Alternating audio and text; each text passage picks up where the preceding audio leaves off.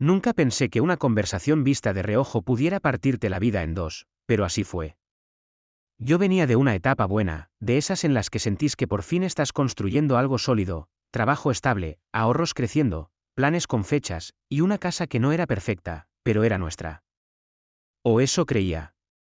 Me casé con Laura porque me vendió, y yo compré feliz, esa idea de equipo, que lo tuyo y lo mío se volvían lo nuestro, que el esfuerzo valía doble si se compartía, que los problemas se enfrentaban juntos y no por separado.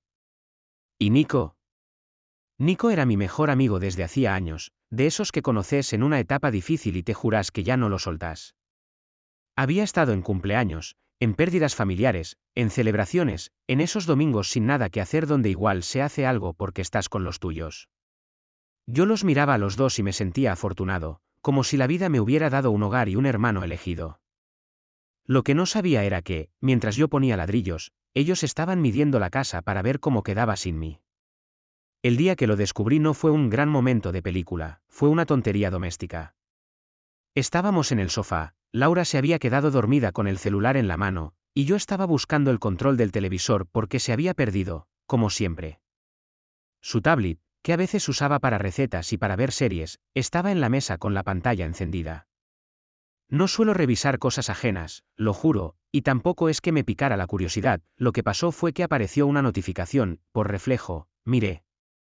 Decía algo como, dale, cuando él salga, nos mudamos y ya.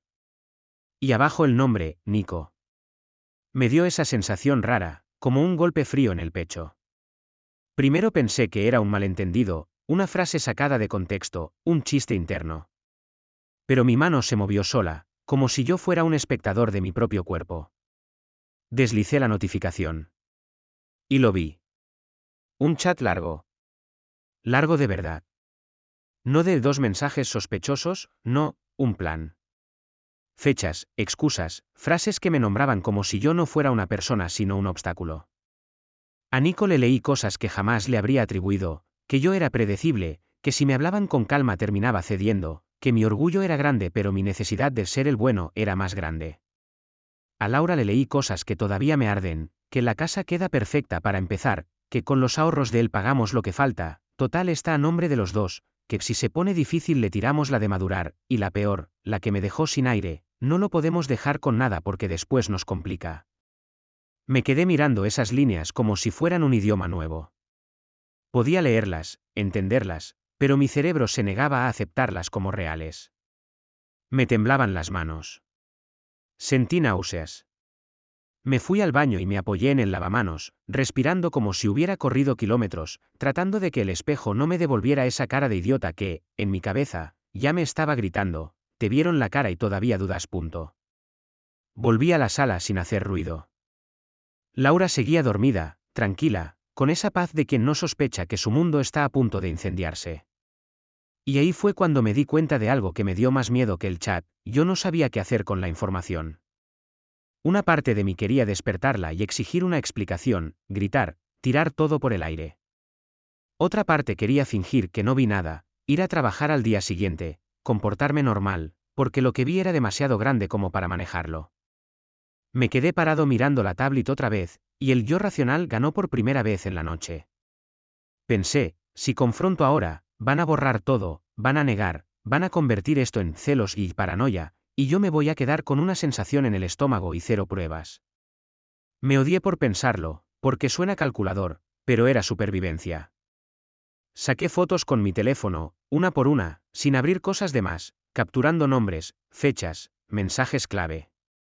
Me fijé si había correos, si había algún archivo, si hablaban de cuentas o de transferencias. Encontré referencias a mis ahorros, a un monto específico, a una cuenta que Laura conocía porque, en mi estupidez de equipo, yo había sido transparente. También encontré algo que me hizo sentir vergüenza de mí mismo, mensajes donde se reían de cosas que yo había contado en confianza, inseguridades, discusiones que tuve con Laura y que pensé que quedaban entre nosotros. Nico escribía como si yo fuera un personaje torpe y no el tipo que le prestó plata cuando se quedó corto, el que lo llevó a entrevistas de trabajo, el que lo defendió cuando otros lo llamaban aprovechado.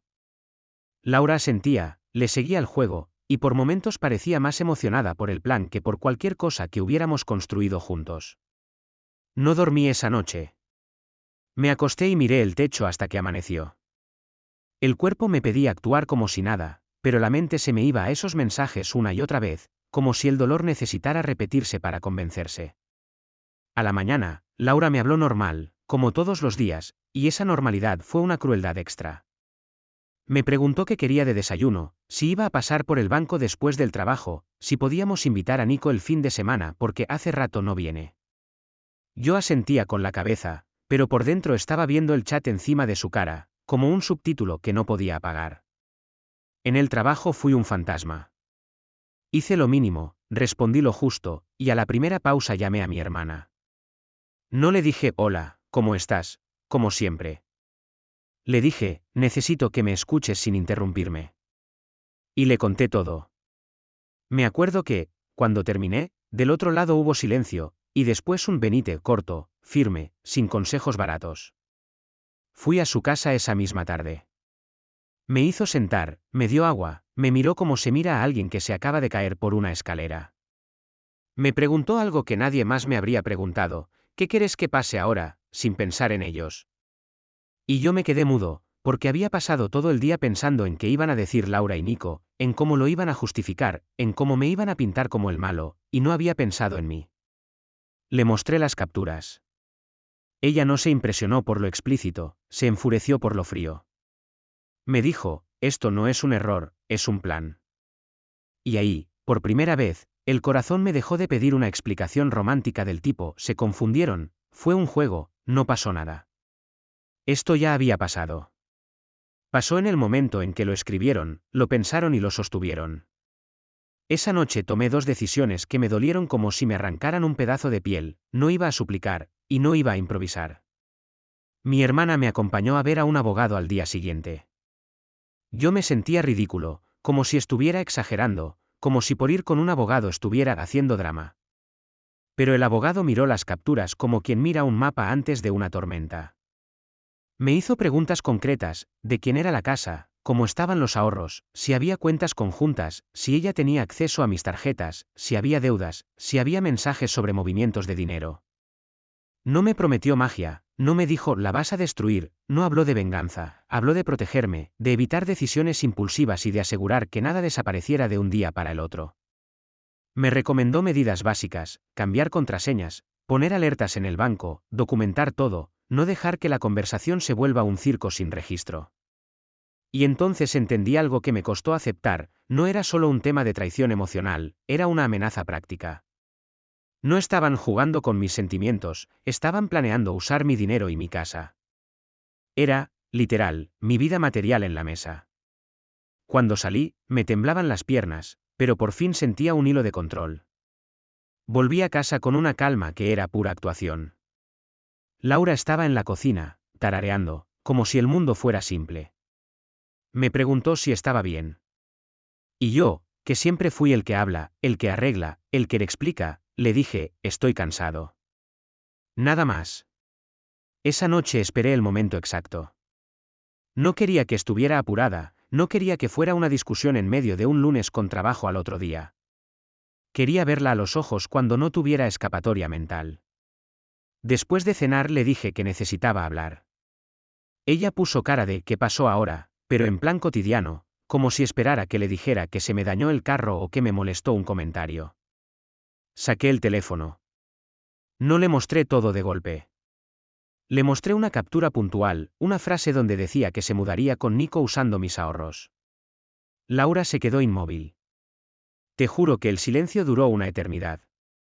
Y entonces empezó el manual, exacto, como si lo hubieran ensayado, primero negación suave, no es lo que parece, luego minimización, era una broma, estábamos hablando tonterías, luego culpa hacia mí, ¿por qué estás revisando mis cosas? Y después, cuando vio que yo no cedía, se le quebró la voz en una actuación que antes me habría destruido. Me dijo que se sentía sola, que yo estaba distante, que Nico la escuchaba, que las cosas se dieron, que ella estaba confundida. Yo no respondí a la parte emocional, porque ya no podía confiar en ninguna palabra que me diera pena.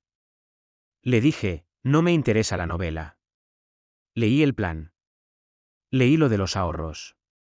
Leí lo de, no dejarme con nada, punto. Ahí se le borró la actuación y apareció otra cosa, una frialdad desesperada. Me dijo algo que todavía me retumba: bueno, entonces seamos maduros. Esto pasa.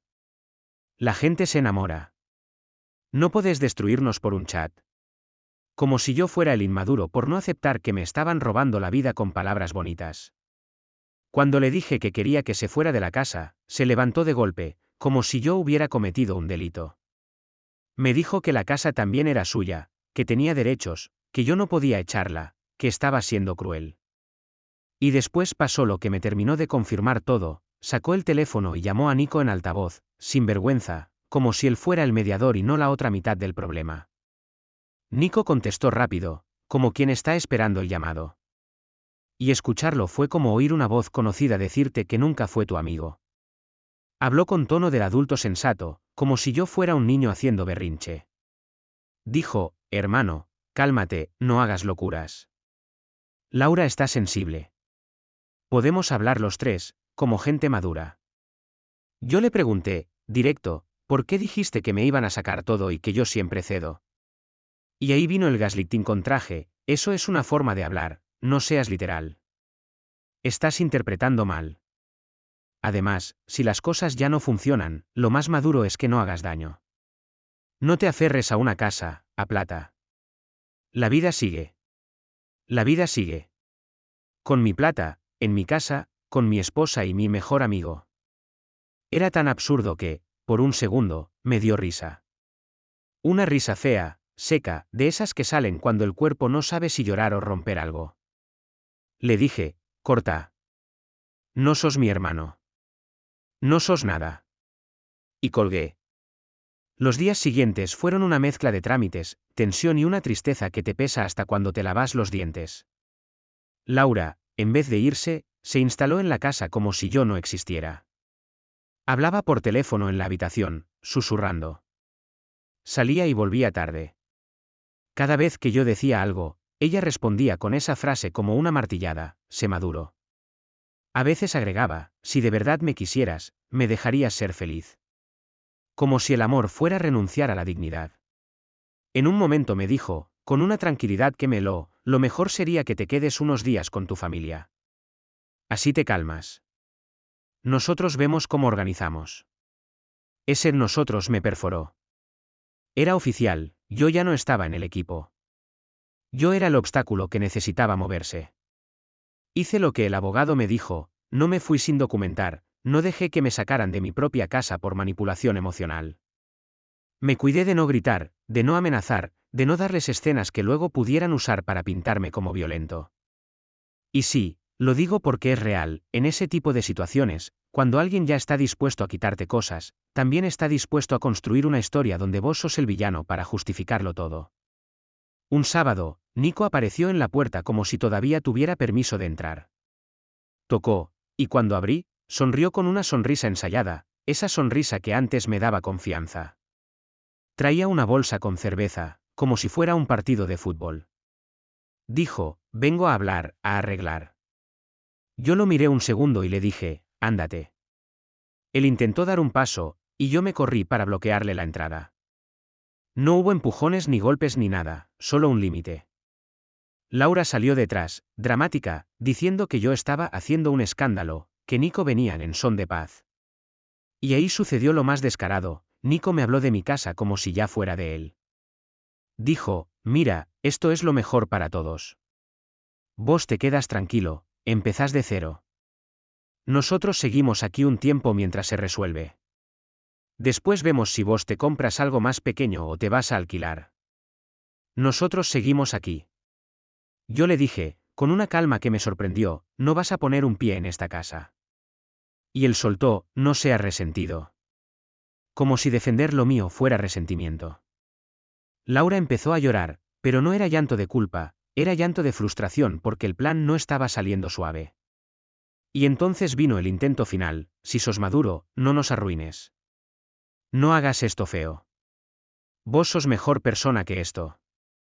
Era como si me estuvieran ofreciendo un premio por ser pisoteado. Esa noche dormí con la puerta cerrada con llave y el teléfono cargando al lado. Me dio asco sentir miedo en mi propia casa, pero era miedo de perderlo todo, no de que me hicieran daño físico. Empecé a ver patrones. Laura buscaba que yo reaccionara para luego decir, ves, estás loco. Nico buscaba hablar como terapeuta para presentarse como el razonable. Y yo, que siempre quise ser el que no se rebaja, entendí que ahí la rebaja era quedarme callado por vergüenza. Así que hablé con mi familia, conté lo mínimo necesario, sin adornos, sin insultos, con pruebas. Fue duro porque una parte de mí quería proteger la imagen de Laura, como si todavía le debiera algo. Pero la realidad es que la imagen la rompió ella. También hablé con el banco, aseguré mis cuentas, moví mis ahorros a un lugar donde no tuviera acceso, cancelé tarjetas compartidas, revisé movimientos. Encontré un intento de transferencia que no se completó por un límite de verificación. Si yo no hubiera visto el chat, quizá esa transferencia se habría hecho al día siguiente y me habría enterado cuando fuera tarde. Ese descubrimiento me dejó sin dudas. Ya no era sentimientos. Era acción. El proceso legal fue lento y feo, como casi todo lo que implica dividir una vida. Laura se volvió otra persona. O quizás siempre fue esa persona y yo no quise verla. A ratos me hablaba dulce, como si fuera posible volver atrás. Podemos intentarlo, estás exagerando, no pasó nada físico todavía. Esa frase, todavía, era como un cuchillo. A ratos me odiaba, me decía que yo la estaba dejando en la calle, que yo era controlador, que yo era frío, que yo la empujé a Nico. Y Nico, desde afuera, seguía jugando a ser el hombre maduro que no quiere conflicto, mientras le escribía a conocidos para instalar la idea de que yo estaba inestable por celos. Me enteré porque un amigo en común me llamó y me dijo, ¿qué está pasando? Nico dice que estás descontrolado. Ese fue el punto donde dejé de sentirme triste y empecé a sentir claridad. No era solo traición, era estrategia. Era un intento de aislarme socialmente para que, cuando yo reclamara lo mío, pareciera capricho. Al final, lo que los frenó no fue una conversación emocional, ni una súplica, ni un sean buenas personas. Fue la realidad, documentación, límites, y un no sostenido sin gritar. Cuando vieron que no me iba a ir de la casa por vergüenza, que no iba a firmar nada por presión, que no iba a transferir plata para cerrar el tema en paz, empezaron a retroceder. Laura terminó yéndose a casa de una amiga por recomendación de su propia familia, que al principio me miraba con duda, hasta que vieron pruebas y entendieron que no era un malentendido. Nico desapareció. Así, de golpe. El mismo que decía, hablemos como maduros, se esfumó cuando lo maduro implicaba asumir consecuencias. Me quedé solo en una casa que, por primera vez, se sentía extraña. Cada esquina tenía un recuerdo que ahora venía con un subtítulo de mentira. Me senté en el piso de la sala, sin música, sin tele, y me permití llorar de verdad. No por Laura ni por Nico. Lloré por mí, por el tipo que creyó que la lealtad era automática, por el que confundió transparencia con inocencia, por el que pensó que ser bueno era suficiente para estar seguro. Y en medio de ese llanto, algo se acomodó, entendí que yo no había perdido todo. Había recuperado algo que vale más que cualquier casa, el derecho a decir hasta aquí sin sentir culpa. Con el tiempo, las piezas se reordenaron. Arreglé la casa a mi gusto por primera vez, no por nosotros, sino por mí. Cambié rutinas. Volví a ver a mis amigos de verdad, esos que no te piden que seas maduro para que les salga bien una traición, sino que te dicen la verdad aunque duela. Aprendí a identificar cuando alguien usa palabras bonitas para conseguir ventaja. Y aprendí que hay un tipo de madurez que es trampa, la que te piden cuando quieren que te resignes, que te calles, que aceptes una injusticia para que el conflicto sea más cómodo para ellos. Esa no es madurez, es obediencia disfrazada. Madurez real fue levantarme al día siguiente sin convertir mi dolor en una excusa para destruirme, pero tampoco en una excusa para regalar lo mío. Madurez fue no ensuciarme con violencia, no buscar venganza, pero sí protegerme con firmeza. Madurez fue aceptar que algunas traiciones no se explican, se cierran. De todo esto saqué que la lealtad no se presume, se prueba, y que poner límites no te hace malo, te hace libre. De todo esto me quedó que ser maduro no es dejar que te quiten lo tuyo para que otros duerman tranquilos, sino sostener tu dignidad aunque te llamen egoísta por defenderla.